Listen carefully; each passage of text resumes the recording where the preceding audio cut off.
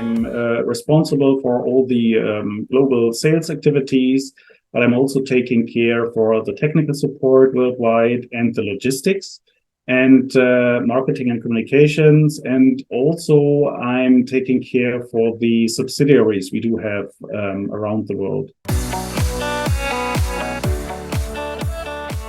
I started my career in the solar industry back in 2006 at a well-known German-based solar company.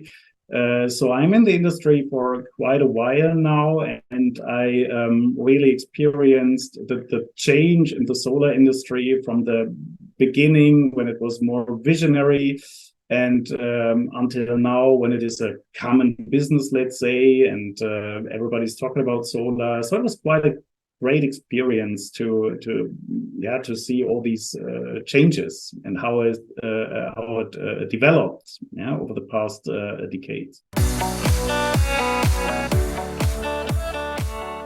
It was actually two things. One is more a technical thing. So for me, it was a moment when we achieved, as the solar industry, the so-called grid parity. Because when I started my career in solar, everybody was, or many people were saying, solar doesn't make sense, it is way too expensive and not efficient, and it only works with high subsidies and so on and so forth.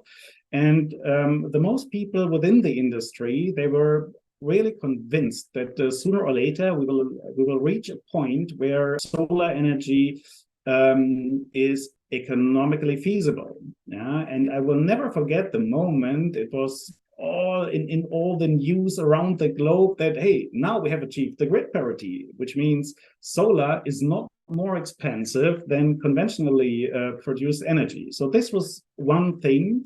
The second thing was, and it was even more touching, let's say, and it is related to Africa. So when I started my career in the solar industry, I was involved in rural electrification projects. And it was a project, I guess it was in Tanzania.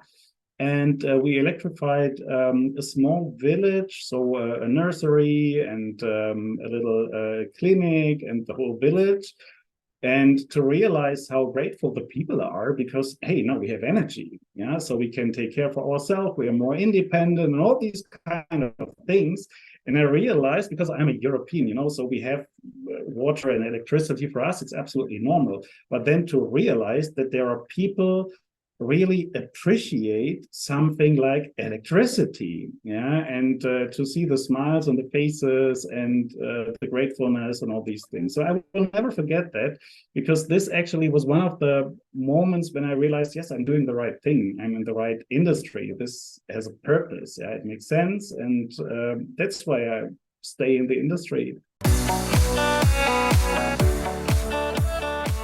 Africa is not Africa. There are so many different cultures and countries and conditions. But when it comes to the energy industry, not only solar, but let's call it renewable energy, we all know that there is a huge demand for cheap energy and energy independence in most of the African countries.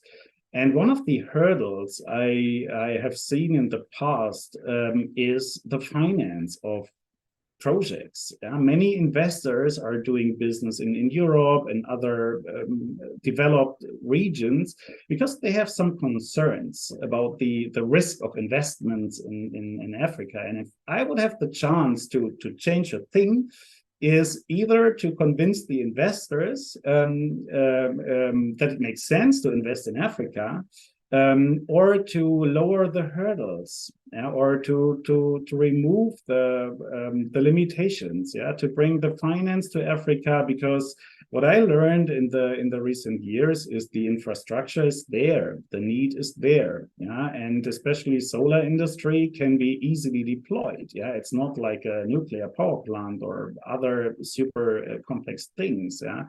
And it would really help Africa to become more and more independent, economically independent from other countries. And the bottleneck always is finance. And if we would release more finance for renewable industry in Africa, I'm really convinced that it would be a push for the economies in the African countries.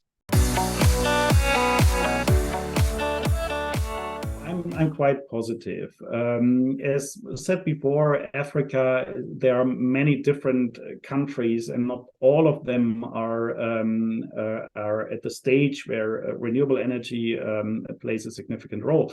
But on the other hand, there are many countries with a very dynamic market situation. And we do see many opportunities and more investments in renewable energy in Africa.